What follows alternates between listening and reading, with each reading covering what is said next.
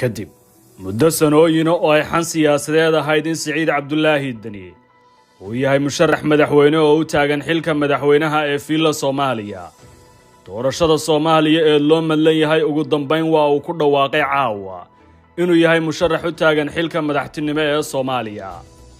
markii ay soo dhamaatay doorashada xubnaha golaha shacabka ee Puntland kuma tali doona golaha federaalka ee Soomaaliya ayuu sheegay Siciid Dani inuu yahay musharax madaxweyne.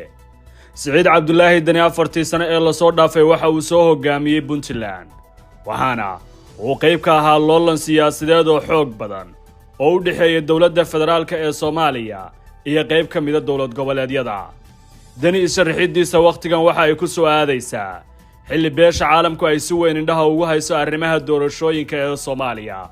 dhawaaqa la xiriira inuu yahay musharax u taagan xilka madaxtinimo ee Soomaaliya waxa ay noqonaysaa arrin weyn oo xagga siyaasadda.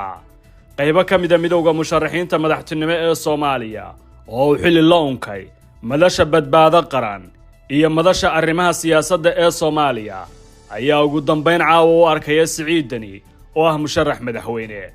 maalmaha soo socda waxa uu Siciid u socdaali doonaa dalalka dibadda, gaar ahaan Imaaraadka iyo Kenya, halkaas oo uu kula kulmi doono dhinacyo kala duwan oo qayb ka ah loolankiisa doorashada. waxaa la rumaysan yahay inuu taageero dhaqaale ka heli doono dowladda Imaaraadka Carabta, waana qayb markasta nooc ka noqota arrimaha siyaasadda ee Soomaaliya. Dani waxa uu maamulay malafka doorashada Puntland, waxaana uu soo saaray xildhibaanadii ugu badnaa ee golaha shacabka iyo golaha aqalka sare, kuwaasoo ku yimid rabitaankiisa. waxaana la filayaa inay noqon doonaan codadka ugu badan ee uu heli doono Dhararta Afisyooni. sidaasoo kale waxa uu saameyn ku lahaa doorashada Jubbaland, taasoo ahayd mid xooggan oo xubnaha soo baxaya uu qayb ka ahaa loolankooda. labada dhinac ee kala duwan ee ku loolamaya arrimaha siyaasadda ee Soomaaliya ee dowladaha Carabeed ayaa buddig u noqon doona loolanka dhinacyada. durba dadka faalaynaya arrimaha Dani ee musharaxnimadiisa ayaa leh fursad siyaasadeed ayuu leeyahay marka laga hadlayo golo joogsiga arrinta doorashada, gaar ahaanna inuu noqon karo musharax ay haysta xubnaha ugu badan ee xildhibaanada ka soo baxay deegaankiisa. sidaasoo kale Jubbaland ayaa noqon doonta kabid siyaasadeed oo xoog badan, waxaana la filayaa in loolanka uu sii adkaado iyada oo dhinacyo kala duwanna ay qayb ka noqon doonaan. Dani haddii uu hore qarsoodi u ahayd in la sheego inuu musharax madaxweyne yahay, hadda waa bannaanyaal.